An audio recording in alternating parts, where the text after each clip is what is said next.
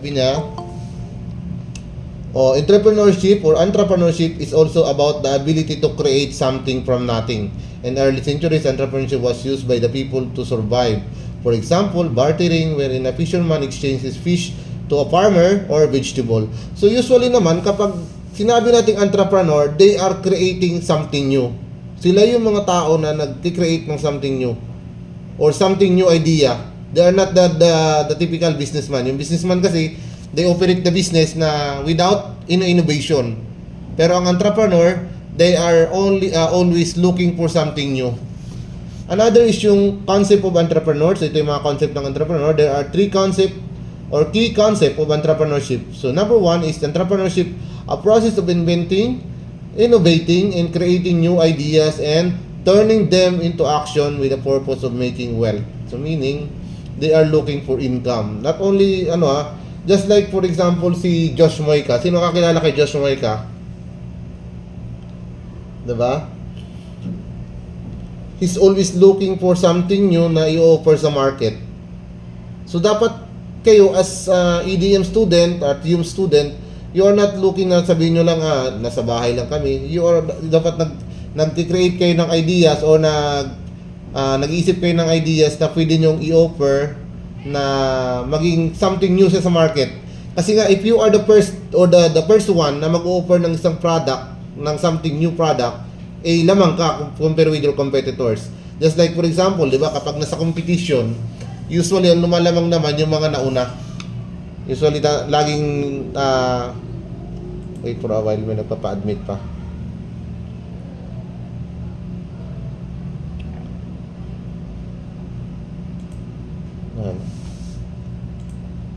Nakikita pa rin yung slides ko?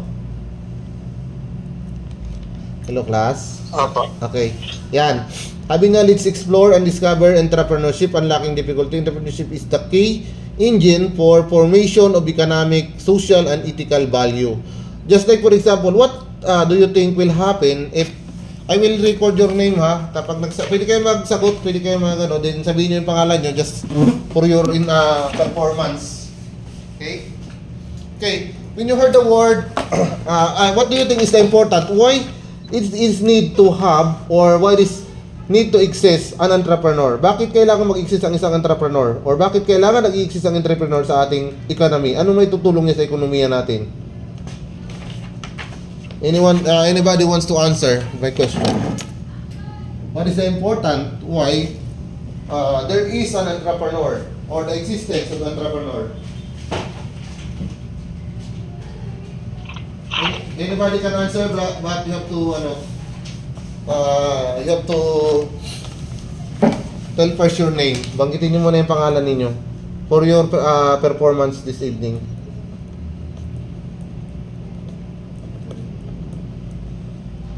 Anyone? Bakit?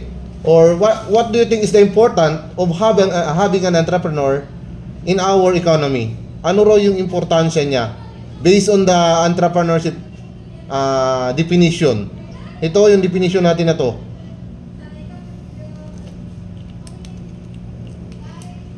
Anyone?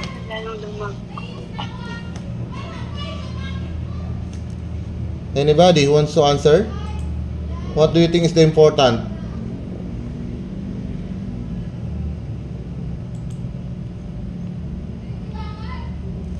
Anyone? Even your idea, your own idea regarding with our discussion. What do you think? Why it's important? Sabi nyo, ito ay isang ano niya, it is one of the drivers for economic and growth and wealth creation. A process of inventing, innovating, and creating new ideas and turning them into action to satisfy the needs and wants of the customer. So meaning, I have to answer my question. Ako na lang muna magsagot. Without entrepreneur, what will happen to our economy? Kapag walang mga nagdinegosyo, walang mga entrepreneur na nag-i-innovate, ano kaya mangyayari sa ekonomiya natin? Anyone who wants to answer?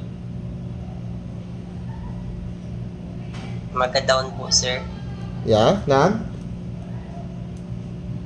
What's your name first? Hello? Sino yung Ay, Jericho po. Jericho Cordero po. Cordero. Okay, what's your your idea regarding what is the important? Bakit importante yung entrepreneur sa ating ekonomiya? Kasi sir, yung mga entrepreneur po, sila po yung mga nag-iimbento ng mga bagong businesses. Yeah, they are the one who are trying to innovate or create something new or something new ideas or system na ino-offer sa mga customer. And those, sabi niya ko dito, in a process of inventing, innovating and creating new ideas and turning them into action. Ibig sabihin, not only ginawa lang nila yung plano, but they are implement the plan. Diba? In-implemented nila yung plan and satisfy the needs. Meaning, ano nga yung needs? Anyone who can, ano yung pag narinig nyo yung needs? Ano ibig sabihin ng needs? Mga pangangailangan sir. Yes, those pangangailangan or those needs, necessity by consumer. Who are the consumer or the customer? Sino-sino yung mga customer or consumer? Mga buyer po sir. Yeah, not only the buyer, tayong lahat ay mga customer. Nagets nyo ba? Yeah, we are all consumer because we consume. Tayo nagkukonsumo. Just like for example, what if walang mga entrepreneur, walang nakaisip ng idea na mag-create ng mga dilata, nakaisip mag-create ng mga noodles, di ba? What will happen to us? Di ba, along the way, tingnan nyo ngayon ha, try to figure it out. Bakit nag-exist yung mga macchiato? Yung mga something new product, di ba? Nag-gets nyo ba yung point 2 class? Yes po. Yeah, because it's the evolution. They look for something new. Kumbaga, ini-innovate nila yung bawat product. Just like for example, yung existing na product, gagawa nila ng twist, gagawa nila ng additional mga recipes, additional hanggang sa makakreate sila ng something new na product from the original product. Nagets? Opa. Hello, how about the other? Yung iba parang hindi okay lang ba kayo? Ay, class. Parang si Mr. Jericho lang yung nandyan. Kumusta yung iba? Si Miss Sino ba yung nandito? Si Miss Trixie. Si Miss Charlene. Oh. Mukhang busy sila ata. Si Miss Hilda. Miss Hilda, nakikinig lang? Yes po. Okay. Nagigets ba yung point ko regarding doon sa Then, another key concept ng entrepreneur. Ibig sabihin, pag key concept, siya yung buo-buo. Ano ba yung pagkakilala? Ano ba yung pagiging pinaka-definition? Malalim na definition. Malalim na kahulog, malalim na meaning ng entrepreneur. So, ito number 3.2. Enterprise. When you heard the word enterprise, Miss Hilda, pakibasa raw yung enterprise.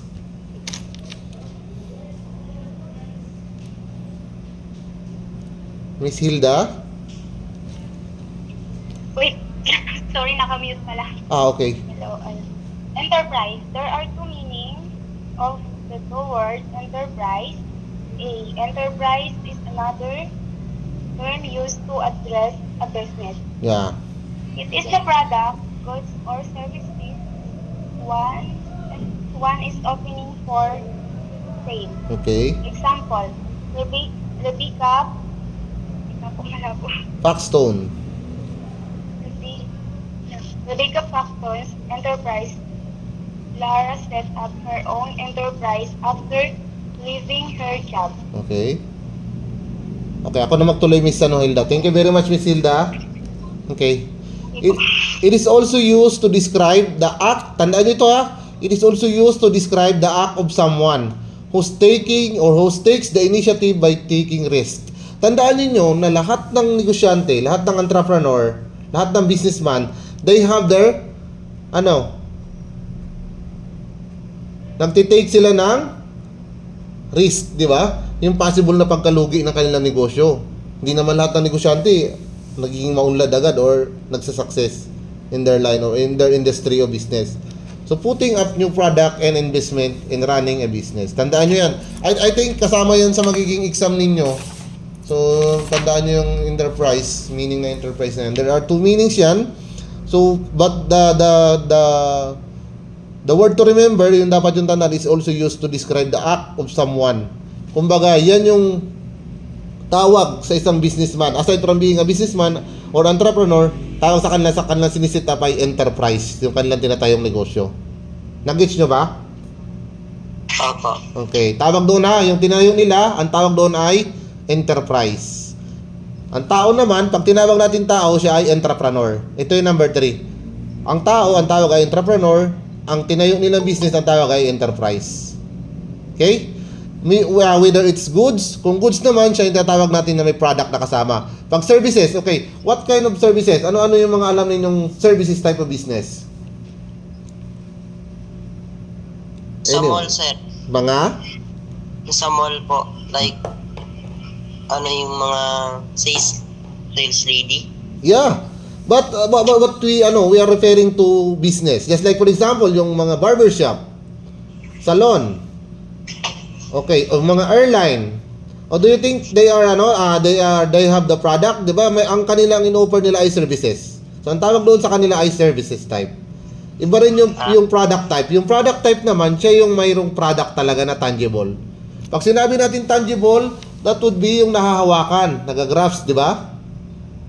Yes po. Okay, pag intangible naman, siya naman yung mga product na hindi natin pwedeng pagmamay-ariin, hindi natin pwedeng hawakan. Just like for example, yung ating PLDT. Sino may PLDT ngayon, di ba? So, ang binabayaran natin yung serbisyo lang nila. Okay? So, services type of business yan siya. Okay? Nag-gets nyo ba? Yes po. Okay. Entrepreneur, sabi niya, the person who does the initiative and risk. Entrepreneur is someone who creates the idea and make an enterprise. So, yan daw. Yung entrepreneur daw, siya raw yung gumawa ng idea and nagtayo ng isang enterprise. Yung enterprise, yun yung tinayo ng negosyo. Entrepreneurs can spot opportunities in the market where some people will see issues or problems. So, usually daw, ito raw si entrepreneur, nagkakaroon daw siya ng idea kapag mayroong mga problema siyang nakikita sa market. Halimbawa, nakita niya, ang hirap ng sitwasyon ng isang lugar pagdating sa ganitong product. So, si entrepreneur doon daw yan pumapasok. Kumbaga, siya yung nagsasolve ng problema ng kanyang komunidad or kanyang community. Okay? Types of entrepreneur. So, mayroon tayong mga types ng entrepreneur, ha? Baka malimutan nyo ito. So, we have innovators. Pag sinabi natin innovators, the entrepreneur has a skill of inventing new idea. So, yan. Just like for example, sino nakakilala kay Elon Musk? Who among you know, who knows Elon Musk? May nakakilala kay Elon Musk? Wala? Ano nga yung mga kinikreate ni Elon Musk sa ngayon? 'Di ba? He is the one who create or invent ng mga yung Tesla, yung electric vehicle. And aside from that, siya rin yung ngayon yung may ginagamit siyang rocket papunta ng other outer space. Yung space shuttle na tinatawag nila. And also, siya rin yung nag-invent ng yung mga solar power, battery power generator. Yan yung Tesla yung ginagamit ng Sabang. I think Sabang yung may gamit ngayon. Sino nakapunta na Sabang sa inyo? Yung papuntang underground river. So yung gamit nila dyan ngayon ay product ni Tesla or ni Elon Musk. Okay? Tandaan nyo yan siya. Sila yung mga innovators. Sila yung nag-create ng something new. Then, sabi niya, producing new product services to sell to the market. Yung letter B naman, imitator. Pag sinabi natin imitator, yung mga entrepreneur daw, mahilig din manggaya, mang-imitate. So, mahilig sila manggaya ng mga idea. Pag nakita nila maganda yung idea yan, they will not hahayaan na malampasan yung idea yan. Kukunin nila yung idea yan, then they will offer it or they will offer in the market. Kaya sabi na entrepreneur who copies or adapts any new ideas or of entrepreneurs. So ito naman, franchiser. When we say franchisor, sila yan yung mga nagpa-franchise, nag-open ng franchise na design. Just like for example, yung itong Crispy King. Alam niyo ba yung Crispy King ay isang franchise lang yan sa Palawan, and ang pinaka-original niyan ay sa Cotabato. Okay, this is one of the most common choice of the new entrepreneur. They only franchise an already known business. So yan yung tawag din, yung tulad yun sa atin dito sa Puerto Princesa, yung Jollibee, yung McDonald's, they are only franchised by the franchisee or yung mga capitalist na taga Palawan na nag-franchise sila. I think napakamahal ng franchise ng Jollibee. So ang alam ko yung sa Crispy King, ang franchise ng Crispy King, I think 100,000 din ata ang ano nila, ang opening ng franchise. Then another, sabi niya, we have here, self-employed, this type of entrepreneur takes all the responsibility over the business and keeps all the profit from the business. One of the the benefits ng isang entrepreneur is hawak mo yung oras mo, yung time, kasi nga self-employed ka, you know how to kumbaga kung gusto mong kumita na malaki, you have to extend more time. Mag-extend ka ng maraming oras, o maglalaan ka ng maraming oras para wait for a while, may magjo-join pa.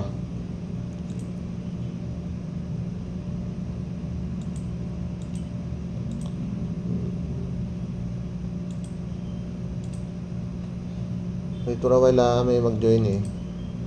Mag-join natin kawawa rin. Miss Jasmine Gapos. Good evening. Hello, Miss Jasmine. Miss Jasmine Gapos. Sir, Pwede pa open ang cam para makita kung ano mo. Miss Jasmine Gapos. Baka mamaya nakakasalubong ko lang pala kayo. Okay, Miss Jasmine Gapos. Nasa work, wala naman. Nakamute ka, nak. Hello, nak. Nakamute. Hello, Miss Jasmine. Nakamute, nak. Nakamute. Ay, naka-open naman. Ayan, yan. Okay, narinig na namin. Si Miss Chinchin Moin. Can you please open your camera, please? Good evening, sir. Yes, good evening. Nice meeting you. ADM ka rin? ADM student din? Yes po. Okay, pa-open daw cam, nak.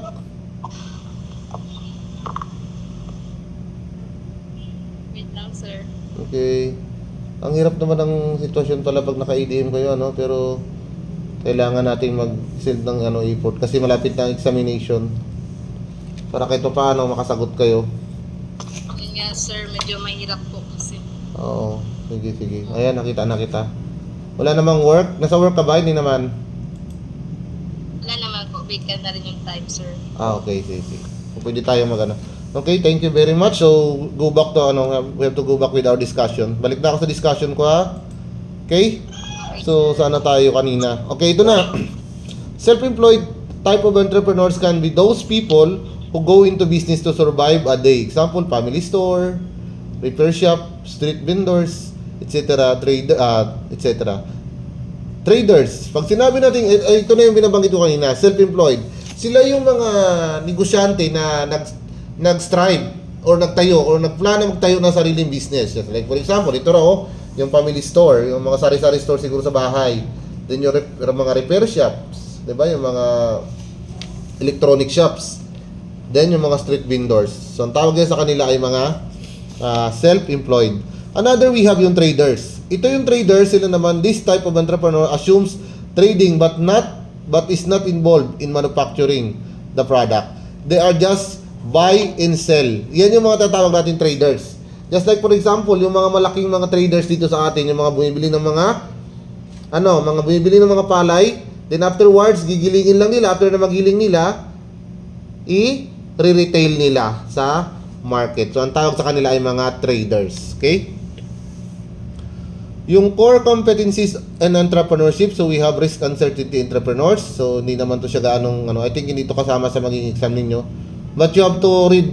Ideas may not always be in the interest of the customer, and the result of the entrepreneur's effort may not always be what they want they have. Imagine, series of failures and disappointments may be the stepping stone of an entrepreneur. So ito, sabi nga, risk uncertainty of entrepreneur. So hindi natin hawak yung magiging success ng isang negosyo. Kahit na magaling na entrepreneur, so takes time. Dumadaan din sila talaga sa matinding disappointments, failures. Ika nga, kung kapag tumingin kayo minsan ng mga business, yung business guru, yung mga nagdi-discuss ng mga negosyante, napakaraming experience muna nila bago sila naging successful talaga. Okay, another is yung number 2, yung core competencies niya, communication. Entrepreneurship involves communication, where the entrepreneur can listen, ask questions, and convey thoughts. It will help the entrepreneur to assess the needs of the consumer. So usually, one of the very important na dapat mayroon magaling si isang entrepreneur is yung how to communicate. Dapat magaling siya makipag-usap sa mga customer.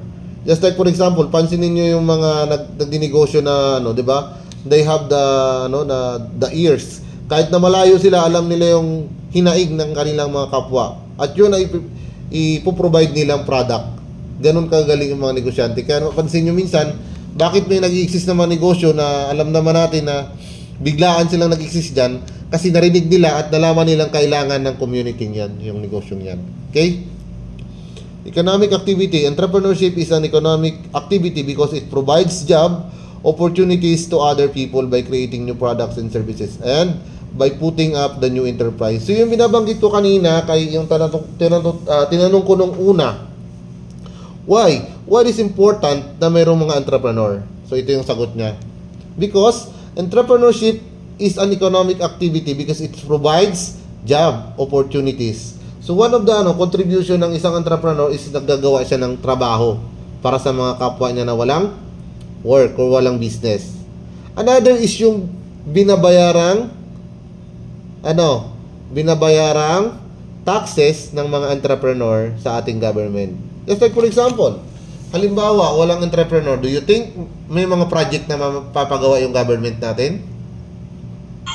Hindi po. Yes, that's right. Walang maipaprovide na project si government because walang nagbabayad ng taxes or walang nagbabayad ng buwis, di ba?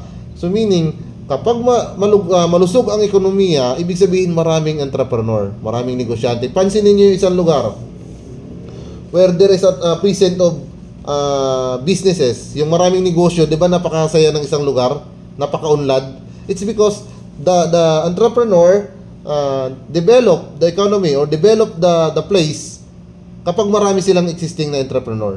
Kasi nga nandoon yung nandoon kumbaga tinatawag natin nandito yung pera kapag maraming nagninegosyo sa isang lugar. Pero kapag pansinin niyo kapag yung lugar ay walang gaanong nagninegosyo, 'di ba napakalungkot ng lugar or para siyang ang tawag natin diyan ay malungkot, walang buhay yung isang lugar kapag walang nagninegosyo. Just like for example, if you look for yung mga nasa rural areas, yung mga medyo nasa liblib, yan, pansinin nyo kung walang gaanong nagninegosyo, pagdating ng alas 5 ng hapon or alas 6, wala nang tao, malungkot na, then wala na. Kumbaga, yung business transaction, limited lang. Nag-gets nyo ba, class? Opo. Yeah.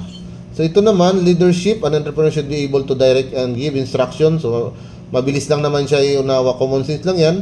Being an entrepreneur, kailangan magaling ka mag-lead. Leader.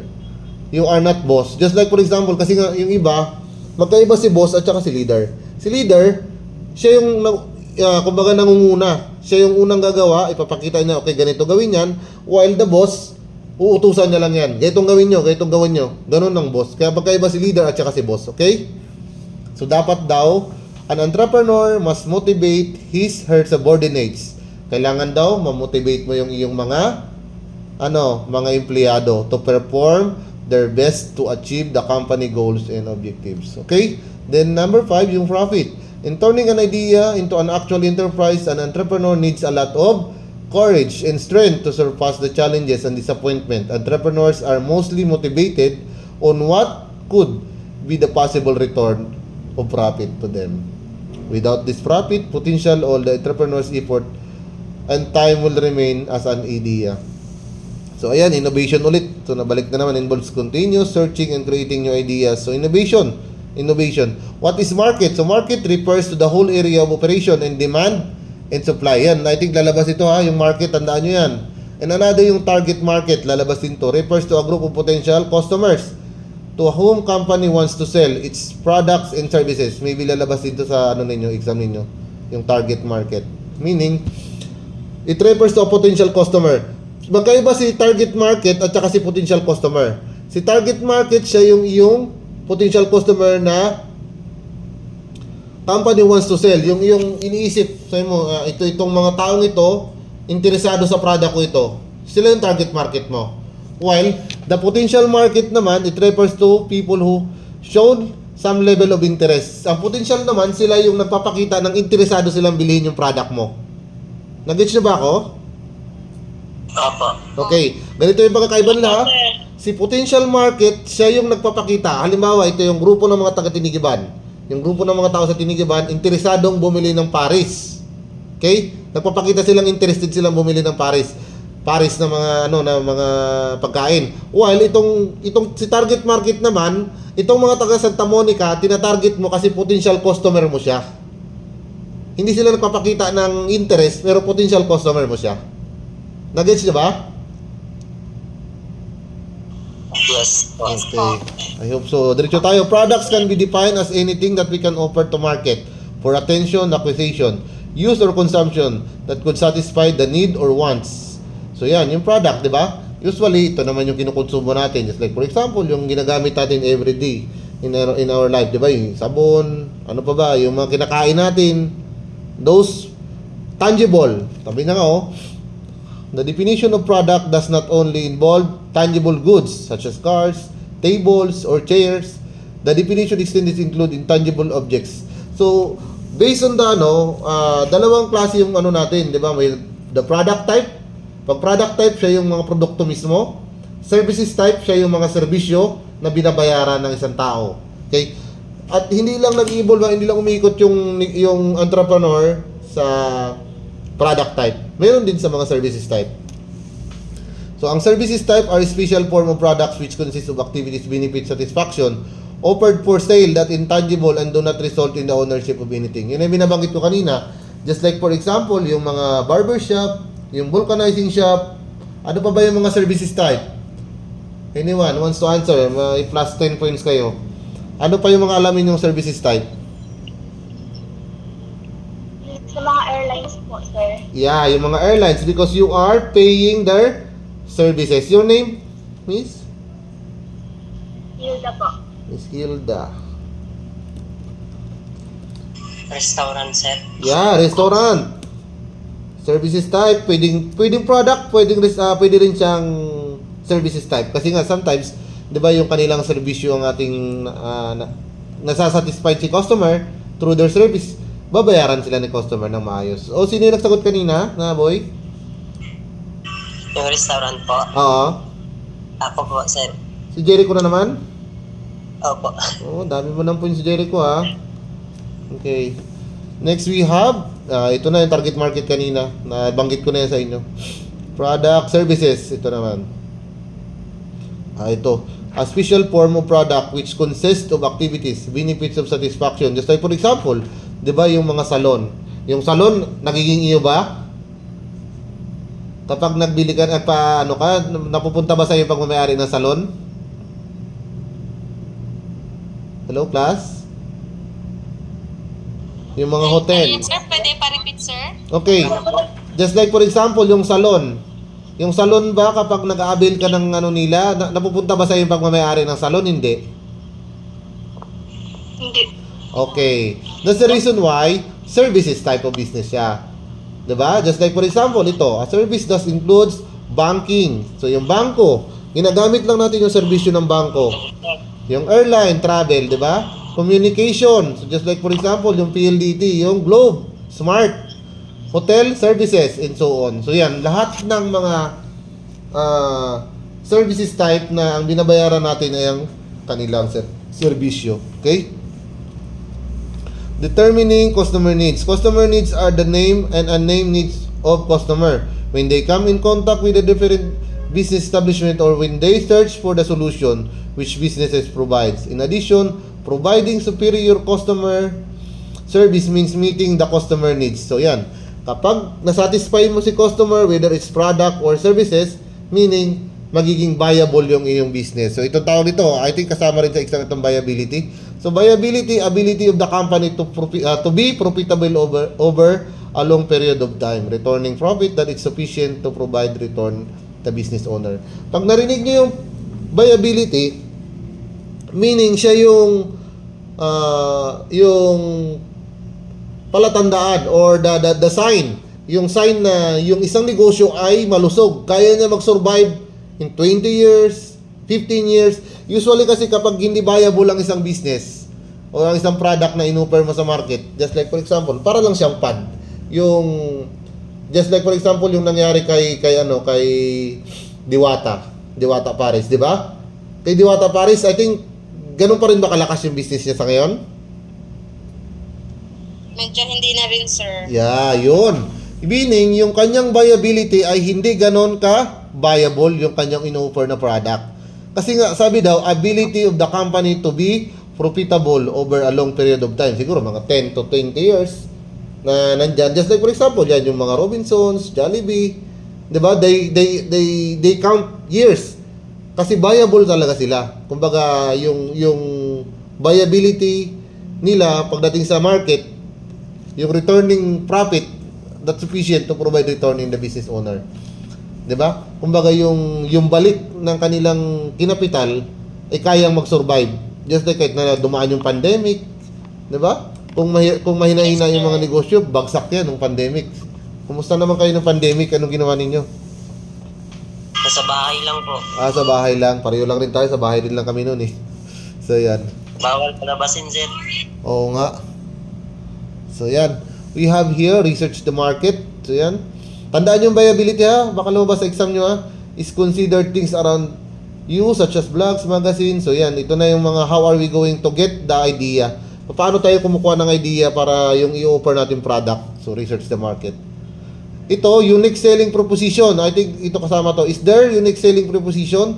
The uniqueness will be the key to determine the viability of your business plan. You need to figure out what will make your business rise above the rest. Ganito yan. Pag sinabi natin unique selling proposition, preposition, so you are selling unique. Nagbibenta ka ng unique or nagsiservisyo ka ng unique with your customer. Kakaiba sa karamihan.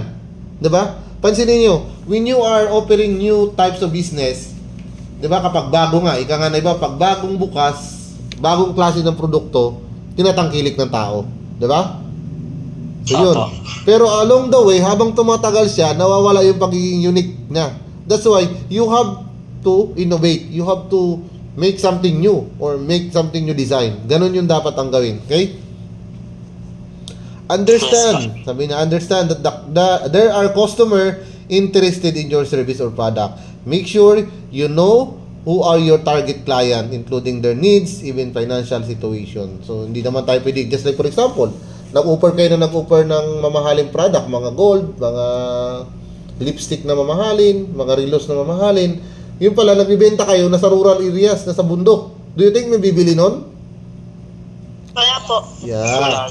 Because their financial situation, yung kanilang capacity to pay or capacity to buy ay hindi akma sa iyong in-offer. So kapag mga malapit sa tabing dagat, ano dapat ang i-offer mo? Mga swimwear. Yeah, 'di ba? Mga gamit na pangdagat or yung mga fishing rods, fishing materials, 'di ba? Or yun tama, yung mga swimmers kasi nga kung mayroon silang mga halimbawa, may mga nasa tourist spot area sila, 'di ba? So, ang i-offer mo dapat, ayan. Just like for example, pag pumunta kayo ng Honda Bay, di ba? Sino nga nakapunta ng Honda Bay? So, ano yung mga ino-offer nilang product, yung mga nagtitinda doon? Usually, yung mga gagamitin pang tourist or yung pang dagat, okay? Are there willing and able customers? Understand that there are customers interested in your service or product. Make sure you know who are your target clients, including their needs, even financial situation. So, yan, dapat alam nyo kung sino yung inyong magiging customer. Is there competitive advantage? Meron ka bang competitive advantage compared with your competitors? Just like yung sinabi ni tingnan niyo ha, si Andros Grocery. how can Andros compete with their yung mga malalaking kalaban niya sa katulad ng negosyo, 'di ba? Grocery. Just like for example, si Golan, malalaki 'yan, 'di ba? Pero ano yung tagline ni Andros? Ano yung tagline niya? Mura yung mga sales. Yeah, meron siyang tagline, may nakalagay siya. Hindi ako yung pinaka sabi niya, malaki, pero ako ay isa sa pinakamura sa presyo, 'di ba? Yun ba tama ba yung ko? So yan. So ganun yung kanilang mga tagline. Or yung kanilang para bang ang tawag nila diyan ay strategy nila. Scheming strategy nila. Ay, class, tandaan nyo rin ha. Hanapin nyo rin yung pricing natin dito. Pricing strategy, how are you going to yung scheming.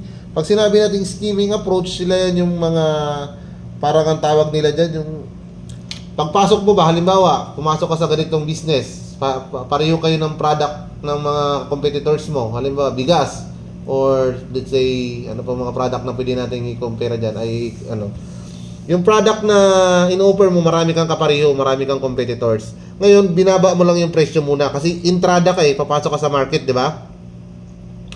Pero habang tumatagal, inaangat mo ng inaangat, dadaan yung presyo. Tinataas hanggang sa mapumantay ka na sa presyo ng competitors mo. At tawag doon ay scheming approach. Tandaan nyo yan ha? Scheming approach yun ng pricing. While yung isa naman yung psychological pricing strategy. Pag sinabing psychological pricing strategy, sino sa inyo naka-experience na nakalagay doon 99.9? 199 pesos. Sino sa inyo naka-experience ng ganon? Yung naka-sale daw sila 99.950, 'di ba? Ay 99.9950. Hindi na lang binuo ng 100, hindi na lang ginawang 200 because psychological aspect yung noon. Kung baka titingnan doon, okay, parang mura kasi hindi umabot ng 200. Pero sintabos na lang, 200 na siya, 'di ba? Opo. Okay, ang tawag doon ay psychological pricing strategy. Okay? So, medyo bilisan natin. Understand the cost. Hindi na tayo. Customer needs are the things that customer require when purchasing a product. So, yun. Siyempre, kapag yung customer, business must find out about their customer needs in order to be successful, in order for an entrepreneur or business to be successful. You have to look, ano ba yung kailangan ng tao bago ka mag-open ng negosyo, 'di ba? Or bago ka mag-offer ng product. Kasi kung hindi mo alam yung kailangan nila, nag-offer ka lang, that will be baka malugi agad yung negosyo mo. Price, sabi niya, price is how much business charge for its product or services. Tandaan niyo yan ha. It is usually the exchange of the product or the services. Yan yung binabayad, presyo. Okay? Customer wants a fair price when purchasing a product or service. Usually, low price will draw in many customers. All the people ultimately want value for money. Siyempre, kahit nga siguro kayo kapag bumibili kayo, 'di ba? Gusto niyo yung quality ng binili niyo or yung lasa ng binili niyo ay sapat sa value ng binayad niyo. Tama mali? Tama, sir. Yeah. Usually sila yan yung mga 'di ba, yung mga nasa Shopee, bumibili tayo sa online, tapos yung dumating hindi yun yung ini-expect natin.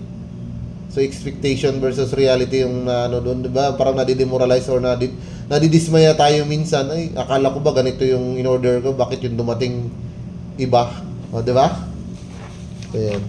Wait for a while, may gusto pang mag-in pa ata. Okay, pag nag-call yung natin, log-in lang kayo uli ha pag naputol yung natin kasi 4 minutes na lang daw. Opo, sir. Login lang uli. Or, hanggang 8 lang tayo. Ay, hanggang 7, lang. Okay po. Hanggang 8 lang. Tapos bukas ulit ha. Tutuloy ko na lang bukas kasi baka alam ko iba sa inyo may mga gawain din at the same time, video gabi na rin ito. Ganitong time din, sir? Maybe mag-inform lang ako uli. Abang lang kayo uli sa GC ninyo.